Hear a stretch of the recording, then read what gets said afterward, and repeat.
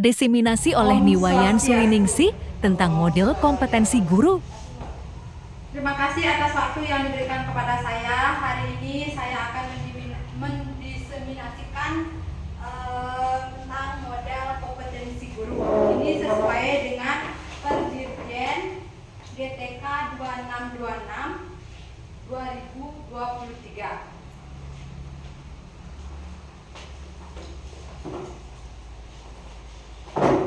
Latar belakang masalah. Pertama, untuk mendorong percepatan transformasi pendidikan dalam kebijakan Merdeka Belajar, diperlukan pembaruan model kompetensi guru. Kemudian yang kedua, pengaturan mengenai model kompetensi guru dalam Perdirjen 6565 B GTK 2020 tentang model kompetensi dalam pengembangan profesi guru sudah tidak sesuai dengan kebutuhan. Tetapi sebelum lanjut, ada yang tahu apa model kompetensi guru yang Bapak Ibu guru tahu? Atau yang ada yang tahu? Pedagogi itu? Ya, yang model seperti itu. Ada pedagogi, kemudian sosial, kepribadian, dan profesional. Itu secara garis besar. Nah, kemudian tentang definisi. Yang pertama adalah model kompetensi guru. Apa yang dimaksud dengan model kompetensi guru? Deskripsi pengetahuan, keterampilan, dan perilaku dari kompetensi teknis guru yang diperlukan dalam melaksanakan tugas profesi. Kemudian guru. Ada yang tahu pengertian guru? Nah, secara garis besar kan guru adalah seseorang yang mendidik. Kan seperti itu. Nah, di sini guru adalah pendidik profesional dengan tugas utama mendidik, mengajar, membimbing, mengarahkan, melatih, menilai, dan mengevaluasi peserta didik pada pendidikan anak usia dini, jalur pendidikan formal, pendidikan dasar, dan pendidikan menengah. Berarti dari TK, SD, SMP, SMA.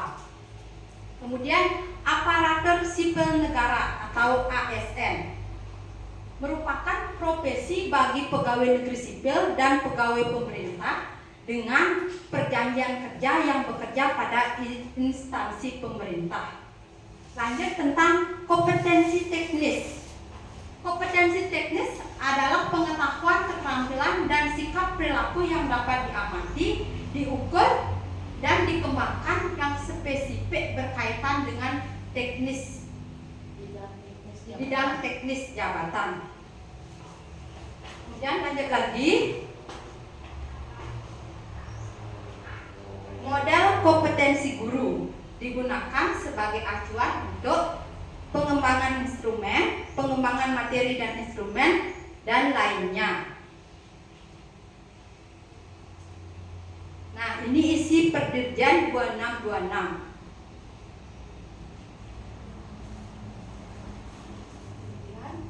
Nah, di sini ada kompetensi pedagogik. Ini adalah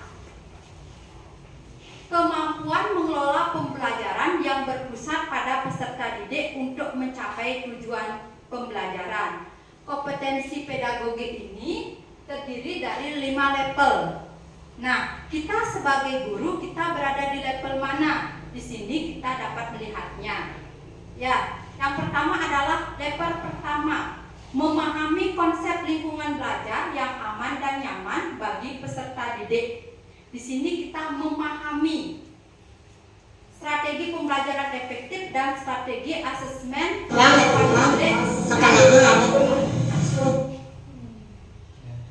Lanjut ke level 2. Level pertama adalah memahami. Disconnected.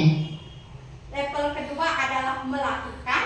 Level ketiga adalah mengevaluasi. Level keempat adalah berkolaborasi.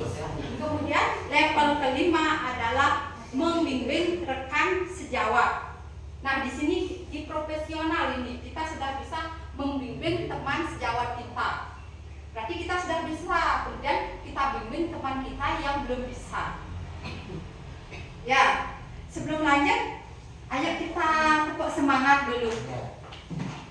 Tepuk semangat. Sahabat.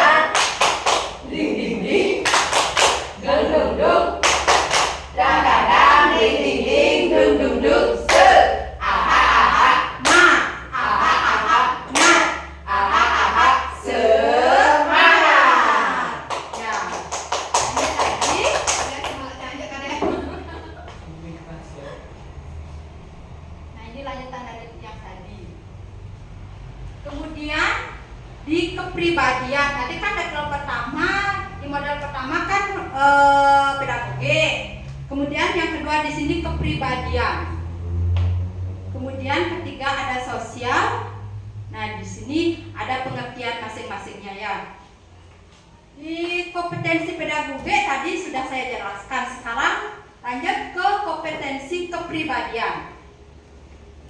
Kompetensi kepribadian adalah kemampuan melakukan refleksi dalam menjalankan tanggung jawab sebagai pendidik dan atau tenaga kependidikan sesuai kode etik profesi dan berpusat pada peserta didik sehingga menjadi pribadi yang mantap, berakhlak mulia, arif, berwibawa serta menjadi teladan bagi peserta didik dan masyarakat. Itu di kompetensi kepribadian. Lanjut kompetensi sosial. Seorang guru harus memiliki kemampuan melakukan komunikasi dan interaksi secara efektif dalam berkolaborasi sesama pendidik dan tenaga kependidikan, melibatkan orang tua atau wali dan masyarakat, mengembangkan diri dalam organisasi dan jaringan yang lebih luas. Lanjut, kompetensi profesional. Kemampuan menguasai materi esensial secara luas dan mendalam untuk menetapkan tujuan pembelajaran dan pengorganisasian konten pengetahuan pembelajaran yang berpusat kepada peserta didik. Sesuai kurikulum kita yang sekarang ya, kurikulum Merdeka Belajar. Itu berpusat kepada pendidik. Kita sebagai guru hanya memberikan bimbingan atau memberikan masukan. Kemudian lanjut.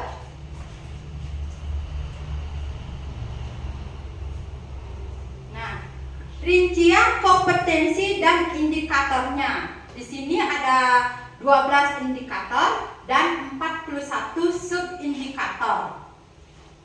Di kompetensi pedagogi terdiri dari 3 subindikator, 5 subindikator, dan 5 subindikator. Di kompetensi pedagogi ini meliputi lingkungan pembelajaran yang aman dan nyaman bagi peserta didik. Kemudian pembelajaran efektif yang berpusat pada peserta didik. Yang ketiga, asesmen umpan balik dan pelaporan yang berpusat pada peserta didik. Kemudian kompetensi kepribadian, kematangan moral, emosi, dan spiritual untuk berperilaku sesuai dengan kode etik guru. Kemudian pengembangan diri melalui kebiasaan refleksi. Kemudian orientasi berpusat pada peserta didik. Berarti di masing kompetensi ini semuanya berpusat pada peserta didik. Lanjut ke kompetensi sosial. Kolaborasi untuk peningkatan pembelajaran, keterlibatan orang tua, wali, dan masyarakat dalam pembelajaran, keterlibatan dalam organisasi profesi dan jejaring yang lebih luas untuk peningkatan pembelajaran. Nah, untuk keterlibatan orang tua atau wali dan masyarakat dalam pembelajaran, apakah ibu bapak guru sudah melakukan hal seperti itu? Melibatkan orang tua atau wali dalam proses pembelajaran. Sudah kan, misalnya kan memberikan PR kan, bapak ibu orang tuanya memberikan bantuan di rumah kan, seperti itu. Kemudian di kompetensi profesional, pengetahuan konten pembelajaran dan cara mengajarkannya, karakteristik dan cara belajar peserta didik. Lanjut ke kurikulum dan cara penggunaannya.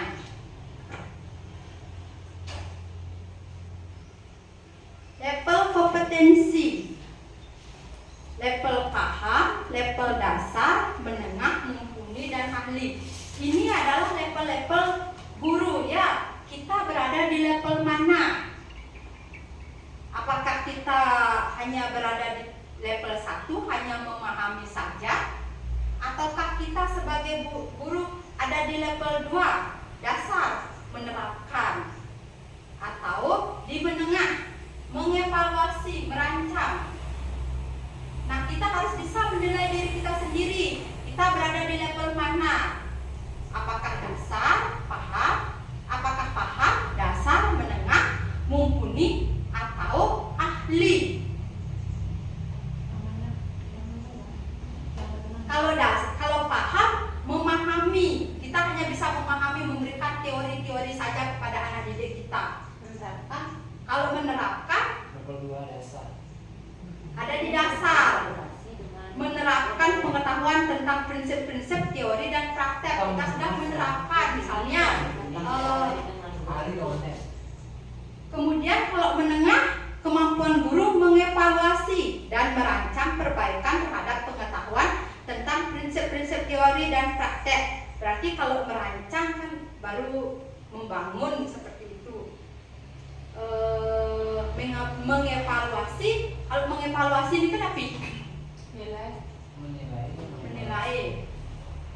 Kalau menurut Bapak Ibu Guru itu berada di level mana? Mumpuni. Kemampuan guru berkolaborasi dan berbagi praktek baik dengan guru-guru yang lainnya untuk mengembangkan pengetahuan tentang prinsip-prinsip teori dan praktek. Ya seperti kegiatan sekarang kan sharing seperti itu kan. Kemudian kalau di level 5 ahli, kemampuan guru membimbing guru lain. Berarti seorang guru sudah bisa membimbing guru yang lainnya. Di sana berarti ada di level ahli.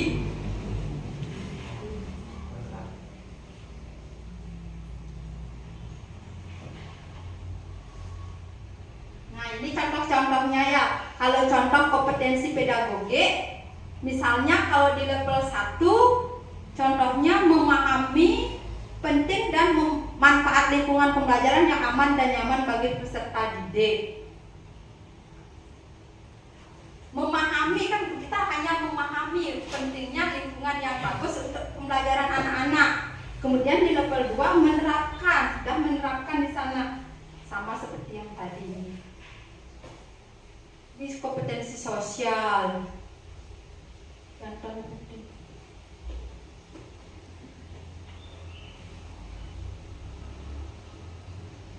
kompetensi pedagogik, indikator dan subindikatornya. Kemudian lingkungan pembelajaran yang aman dan nyaman bagi peserta didik. Kemudian pedagogik, indikatornya ada lingkungan dan pembelajaran yang aman dan nyaman bagi peserta didik. Kemudian pembelajaran efektif, berarti masing-masing indikatornya ini memiliki subindikator yang berbeda-beda ya. Pedagogik, indikator dan subindikatornya. Kemudian lingkungan pembelajaran yang aman dan nyaman bagi peserta didik. Kemudian pedagogik, indikatornya ada lingkungan dan pembelajaran yang aman dan nyaman bagi peserta didik. Kemudian pembelajaran efektif, berarti masing-masing indikatornya ini memiliki subindikator yang berbeda-beda ya. Di indikator 2.1 ada 3 subindikator. Kematangan teori pribadi, pedagogik, kita lanjut ke pribadi. Kompetensi kepribadian, indikator dan subindikatornya. Kematangan moral, emosi, dan spiritual untuk berperilaku sesuai dengan kode etik guru. Nah, memiliki 3 subindikator: makna, tujuan, dan pandangan hidup guru berdasarkan prinsip moral dan keyakinan terhadap Tuhan Yang Maha Esa.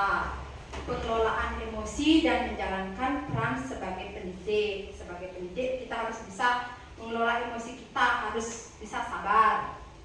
Lanjut, penerapan kode etik guru dalam bekerja dan pembelajaran. Kemudian di indikator 2.2, pengembangan diri melalui kebiasaan refleksi. Refleksi dan perencanaan kebutuhan pengembangan diri yang berpusat pada peserta didik. Cara adaptif melakukan pengembangan diri untuk meningkatkan pembelajaran yang berpusat pada peserta didik. Kemudian menerapkan hasil pengembangan diri untuk meningkatkan pembelajaran peserta didik. Kemudian Orientasi berpusat pada peserta didik, meliputi interaksi aktif dan empatik terhadap peserta didik, respek terhadap hak peserta didik dalam menjalankan peran sebagai guru. Kalau respek terhadap hak peserta didik dalam menjalankan peran sebagai guru, apa misalnya? Respek terhadap hak peserta didik dalam menjalankan peran sebagai guru. Apa hak seorang murid? Dapat pelajaran, ya. Mendapatkan nilai bagus, nilai. Ya. Kemudian kepedulian terhadap keselamatan dan keamanan peserta didik sebagai individu dan kelompok. Berarti sebagai seorang guru kita harus peduli dengan keselamatan dari murid-murid kita. Kemudian ke kompetensi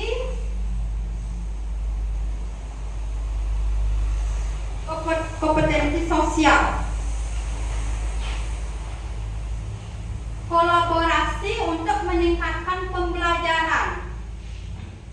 Komunikasi efektif dengan warga sekolah yang mengarah pada peningkatan pembelajaran. Lanjut, pengorganisasian tugas-tugas bersama rekan sejawat untuk meningkatkan pembelajaran.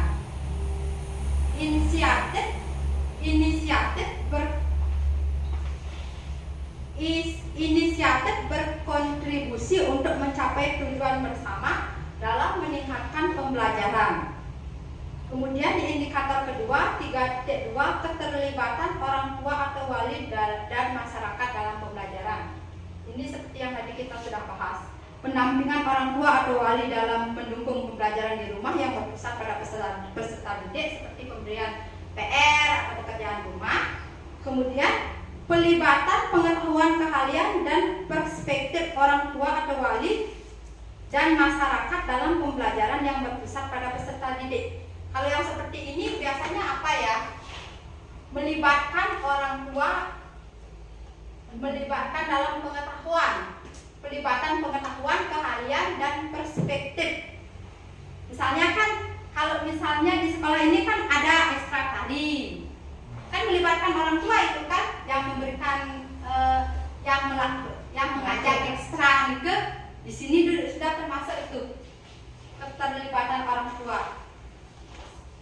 Kemudian lanjut ke keterlibatan dalam organisasi, profesi, dan jejaring yang lebih luas untuk peningkatan pembelajaran.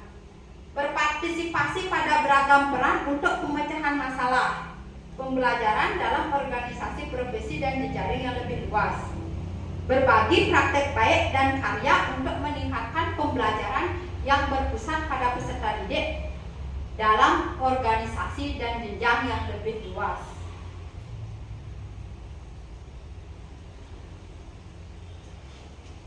Lanjut ke kompetensi profesional. Di kompetensi profesional ada juga 3 indikator dan berapa subindikator ini? 1, 2, 3, 4.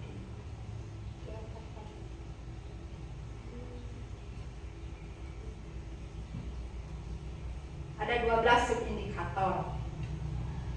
Di indikator pengetahuan konten pembelajaran dan cara mengajarkannya. Struktur dan alur pengetahuan dari suatu bidang keilmuan yang relevan untuk pembelajaran. Identifikasi pengetahuan konten yang relevan untuk mencapai tujuan pembelajaran. Pengorganisasian pengetahuan konten yang relevan terhadap pembelajaran. Kemudian di indikator karakteristik dan cara belajar peserta didik, tahapan perkembangan dan karakteristik yang relevan dengan kebutuhan belajar. Latar belakang sosial budaya, agama, dan ekonomi yang relevan dengan kebutuhan belajar peserta didik. Kalau yang ini ada yang tahu apa maksudnya? Latar belakang sosial budaya, agama, dan ekonomi yang relevan dengan kebutuhan belajar peserta didik. Latar belakang sosial, budaya, agama, dan ekonomi yang relevan dengan kebutuhan. Ada 12 subindikator. indikator pengetahuan konten pembelajaran dan cara mengajarkannya. Struktur dan alur pengetahuan dari suatu bidang keilmuan yang relevan untuk pembelajaran. Identifikasi pengetahuan konten yang relevan untuk mencapai tujuan pembelajaran. Pengorganisasian pengetahuan konten yang relevan terhadap pembelajaran. Kemudian di indikator karakteristik dan cara belajar peserta didik, tahapan perkembangan dan karakteristik yang relevan dengan kebutuhan belajar. Latar belakang sosial budaya, agama, dan ekonomi yang relevan dengan kebutuhan belajar peserta didik. Kalau yang ini ada yang tahu apa maksudnya? Latar belakang sosial budaya, agama, dan ekonomi yang relevan dengan kebutuhan belajar peserta didik. Latar belakang sosial, budaya, agama, dan ekonomi yang relevan dengan kebutuhan belajar peserta didik. Status sosial, maksudnya kaya, miskin, itu kan status sosial. Budaya, agama, dan ekonomi yang relevan dengan kebutuhan belajar peserta didik. Potensi, minat, dan cara belajar peserta didik yang relevan dengan kebutuhan belajar. Berarti ini disesuaikan minat murid di mana, potensinya apa. Nah, kita sebagai guru menjuruskan itu. Kalau potensinya seperti ini, kita di sini mengajarinya. Kemudian karakteristik dan cara belajar peserta didik yang menyandang disabilitas. Kalau di sekolah kita ada yang seperti itu, penyandang disabilitas kan tidak kan? Nggak ada kan? Keragaman kebutuhan belajar peserta didik untuk pembelajaran yang inklusif. Kalau ini pembelajaran yang inklusif, yang memiliki kebutuhan khusus. Ya, nah cara Gusti bagus itu kan inklusif ya. Ini termasuk di sana. Kemudian indikator yang ketiga, kurikulum dan cara menggunakannya. Penggunaan kurikulum dalam proses pembelajaran yang berpusat pada peserta didik. Penggunaan asesmen untuk meningkatkan pembelajaran yang berpusat pada peserta didik. Penggunaan strategi untuk meningkatkan pembelajaran yang berpusat pada peserta didik. Penggunaan strategi pembelajaran yang efektif untuk capaian belajar literasi dan numerasi pada peserta didik.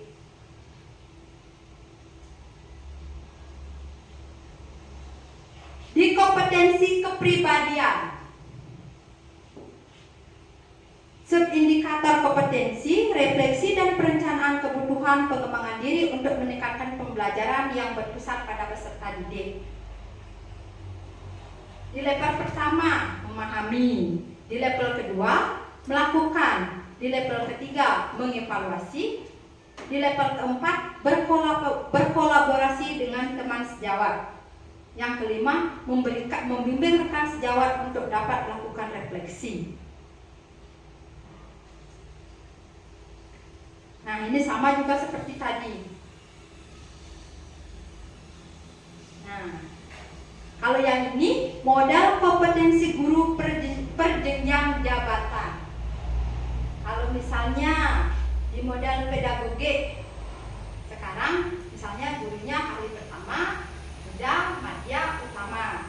Kalau di pedagogik, kalau ahli pertama harus level 2. Berarti sudah menerapkan di level 2 ya? Masih ingat juga? Nah, kalau di level pertama paham, memahami.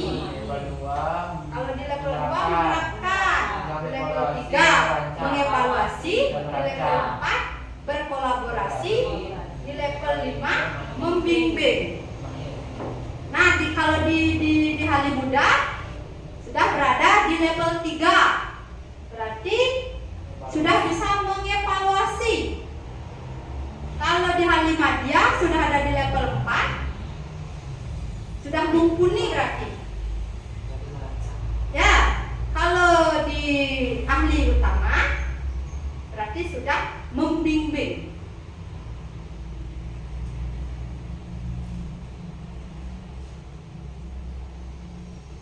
Model kompetensi kompetensi guru. Tujuan umum bagi guru, alat bantu dalam mengoperasikan kompetensi teknis. Dokumen rujukan dalam merefleksikan, mengukur, dan mengevaluasi kompetensinya.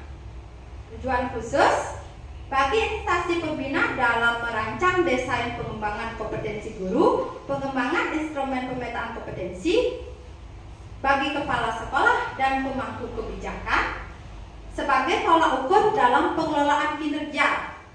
Berarti itu fungsi dari model kompetensi guru. Ya, tujuan umumnya ini ada 2, tujuan khususnya ada 3. Mitra pembangunan dan atau pemangku kepentingan lainnya yang akan berkontribusi dalam peningkatan kompetensi guru. Masih seperti yang tadi di kompetensi, ini dasar-dasar hukumnya ya. Ini dasar hukum dari model yang tadi kita bicarakan, yang ada pedagogi, profesional, kepribadian, dan lainnya. Ini dasar hukumnya. Ini seperti perjanjian GTK 2626.